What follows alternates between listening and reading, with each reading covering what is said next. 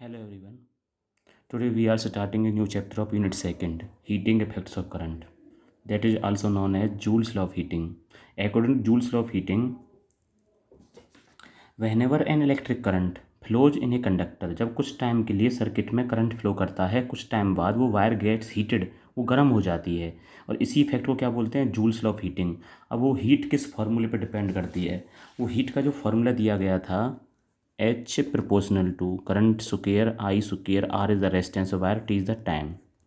इस फार्मूले से तो हमने यहाँ पे जो माना, let us consider a resistor of resistance R connected between point A and B across which an EMF source is connected. From the positive terminal of the EMF source the current is flows, that current is called conventional current, जो flow करेगा positive से negative terminal तरफ. अब R resistance के across हमारा potential difference कितना? V. तो इसमें हमें हीट फाइंड आउट करनी है. तो हीट हम कैसे निकालेंगे? तो हमें पहले निकालना चार्ज, कि ए से बी के दौरान जो हमारा करंट फ्लो कर रहा है उसमें कितना चार्ज हमारा फ्लो हुआ ए टू बी. क्यू की वैल्यू क्या होती है? आई. और कितना टाइम उसे फ्लो होने में लगा, क्यू इक्वल टू क्या होता है? I T. और जैसे कि हम जानते हैं हमें निकालनी हीट जो प्रोड्यूस होगी, तो ए से बी तक हमें कितना वर्क डन करना पड़ा, और वर्क डन की वैल्यू क्या होगी? जैसे आप सब जानते हैं डब्ल्यू इक्वल टू क्या होता है? V into Q. सबने पढ़ा था फार्मूला, वी बराबर डब्ल्यू अपॉन क्यू. तो वी क्यू बन गया. वी की वैल्यू यहाँ पे क्या आई है? जो पोटेंशियल है हमारा, और क्यू की वैल्यू क्या? I T. V I T, इसे ऐसे लिख सकते हैं. और डब्ल्यू इक्वल्स टू वी की वैल्यू क्या होती है? आई आर इंटू में आई टी. तो यहाँ से क्या बन जाता है? I square R T. तो ये हमारी बनती है हीट जूल के लिए. नेक्स्ट टॉपिक है cause of heating effect of current. जो हमारी वायर हीटअप होती है इसका कारण क्या है, या रेजिस्टेंस का कारण क्या होता है? जैसा कि आप सब जानते हैं, गिवन कंडक्टर के अंदर जिसे हमने ईएमएफ सोर्स से कनेक्ट किया है, इस कंडक्टर के अंदर नंबर ऑफ इलेक्ट्रॉन्स होते हैं जो जिगजैग मोशन में होते हैं, फ्रीली मोशन में होते हैं जब तक हमने बैटरी अप्लाई नहीं की. लेकिन जैसी बैटरी अप्लाई करते हैं और की क्लोज करते हैं, हमारा करंट फ्लो, चार्ज रन होता शुरू होता है पॉजिटिव टू नेगेटिव, और इलेक्ट्रॉन्स फ्लो होते हैं नेगेटिव टू पॉजिटिव. लेकिन जो कोई एक इलेक्ट्रॉन है उसमें फ्रीली मोशन नहीं है, वो अपने आसपास के पार्टिकल से क्या होता है? टकराते हुए मूव करता है. टकराने के दौरान उसकी जो काइनेटिक एनर्जी है वो कम हो जाती है, एक ऑब्स्ट्रक्शन क्रिएट होता है कंडक्टर के द्वारा. लेकिन करंट जो वैल्यू है वो स्टेडी फ्लो करेगा उसके अंदर. तो जो लगातार उसकी काइनेटिक एनर्जी कम हुई, काइनेटिक एनर्जी में कमी से क्या अप्लाई होती है? आपकी पोटेंशियल एनर्जी, और that potential energy called heat. इस वजह से वायर हीटअप हो जाती है. यही कारण होता है रेजिस्टेंस अगर होने का. Our next topic is electric power. आपने सबने 9th या 10th में टॉपिक्स पढ़े हैं. इलेक्ट्रिक पावर क्या होता है? इलेक्ट्रिक पावर के लिए हम डिफाइन करते हैं, कोई गिवन कंडक्टर है जिसका रेजिस्टेंस क्या हमारा आर, उसे ईएमएफ सोर्स से कनेक्ट किया है. तो ईएमएफ सोर्स इसमें करंट फ्लो करता है 1 to another, positive to negative हमारा conventional current, negative to positive electric current. तो पावर जो कहलाती है, क्या कहलाती है? Work done. जो हमें वर्क डन करना पड़ा इन दोनों टर्मिनल्स के बीच में, क्या करने के लिए? Time rate of work done W upon T.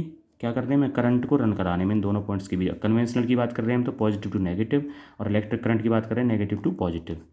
तो rate of work done, rate of work done किसने किया? वर्क डन किया ईएमएफ सोर्स ने. क्या करने में? इसमें करंट को मेंटेन करने में. अब इसकी यूनिट क्या बनती है? जैसे कि आप जानते हैं वर्क डन की होती है आपकी जूल, और टाइम के लिए क्या होती है? Joule second. इस जूल सेकेंड का दूसरा नाम क्या बोलते हैं? पावर के लिए हम वॉट, डब्ल्यू से डिनोट करते हैं. आप इस फार्मूले का यूज करके इसका डायमेंशनल फार्मूला कैलकुलेट जरूर करना. अब हमें यहाँ पे पावर के कुछ नए फार्मूले निकालने हैं. जैसे कि आपने देखा P इक्वल्स टू होता है डब्ल्यू अपॉन टी.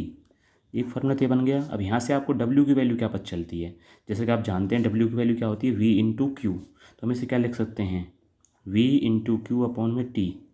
और V क्यू की वैल्यू क्या होती है? आई टी अपॉन में टी. टी से टी कटने पर क्या बन गया नया फार्मूला? वी आई. तो हमारा नेक्स्ट फार्मूला बन गया वी आई. अगर यहाँ V की वैल्यू हम रखते हैं, अब V इक्वल्स टू क्या होता है? I R. तो आई आर इंटू आई, तो क्या मिलेगा आपको? आई स्क्वायर आर. ये नेक्स्ट फार्मूला बन गया. यहाँ से अगर आप आई की वैल्यू रखते हो वी अपॉन आर, आई की वैल्यू वी अपॉन आर रखते हैं तो वी अपॉन आर का होल स्क्वायर इंटू में आर, ये बन जाएगा आपका V square upon R square into R. R से क्या कैंसिल आउट, तो वी स्क्वायर अपॉन आर. तो आपके टोटल 4 फार्मूले बनते हैं जिन्हें आपको न्यूमेरिकल के हिसाब से यूज करना है. अब पावर जो होती है जिसकी यूनिट हमने पढ़ी थी वॉट, इसके अलावा कुछ इसकी बड़ी यूनिट्स होती हैं, बिगर यूनिट्स होती हैं, जैसे आपकी kilowatt, megawatt and horse power. Kilowatt में वैल्यू क्या होती है? 10⁻3. मेगावाट में 10⁻6 वाट, और हॉर्स पावर एचपी से डिनोट करते हैं 746 वाट. अब जैसे आप जानते हैं जो पावर की यूनिट होती है वॉट, वॉट का आप डिफाइन कैसे करोगे? तो what is the unit of power.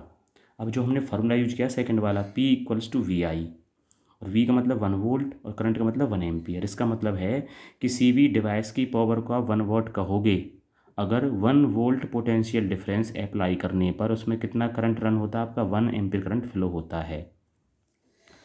कुछ आपके न्यूमेरिकल्स हैं जो इंपॉर्टेंट न्यूमेरिकल है, जो पेपर में कई बार पूछा गया है। हमें किसी इलेक्ट्रिकल बल्ब का रेजिस्टेंस फाइंड आउट करना है जिसकी पावर दे रखी है 100 वॉट और वोल्टेज है 220 वोल्ट। आपने गिवन वैल्यूज लिखने पर आपको रेजिस्टेंस की वैल्यू चाहिए। अब जो हमने पावर के फार्मूले पढ़े थे उनमें सूटेबल फार्मूला यूज करना है। इसके P और V जो हमने है इसमें करंट निकाल के भी हम सोल्व कर सकते हैं, लेकिन हमने सबसे सरल यूज किया है P बराबर V स्क्वायर अपॉन R। तो R की वैल्यू क्या बनी, V स्क्वायर अपॉन में P, जिसे सोल्व आउट करने पर क्या मिलेगा आपको, R equals to 484 ohm. Our next numerical is, जिसे 2015 के एग्जाम में पूछा गया था। कोई इलेक्ट्रिक बल्ब है जिस पे रेटिंग क्या दी हुई 220 वोल्ट एंड 100 वॉट दी गई है, जिसे हमने कनेक्ट किया है सोर्स से 110 वोल्ट सप्लाई से कनेक्ट किया है। तो हमें 110 वोल्ट सप्लाई पर पावर निकालनी है। तो फर्स्ट जो पावर उसे हमने P1 माना है, वोल्टेज को V1 माना है।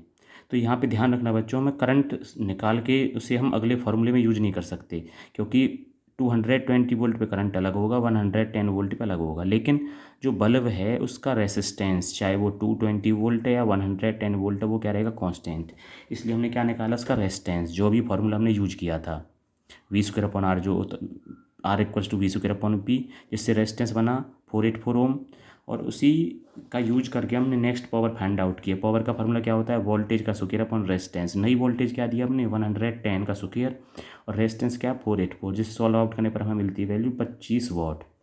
इसके अलावा दूसरा मेथड है इसका, इसी टॉपिक का दूसरा मेथड, जैसे कि हमने देखा बल्ब की वोल्टेज की सप्लाई तो हमने चेंज की है, लेकिन बल्ब का रेजिस्टेंस तो चेंज नहीं होगा। करंट चेंज हो सकता है लेकिन रेजिस्टेंस क्या रहेगा, कांस्टेंट। अब आपके पास फार्मूला क्या था, P equals to V square upon में R क्या हमारा कांस्टेंट, तो हम कह सकते हैं P proportional to V square.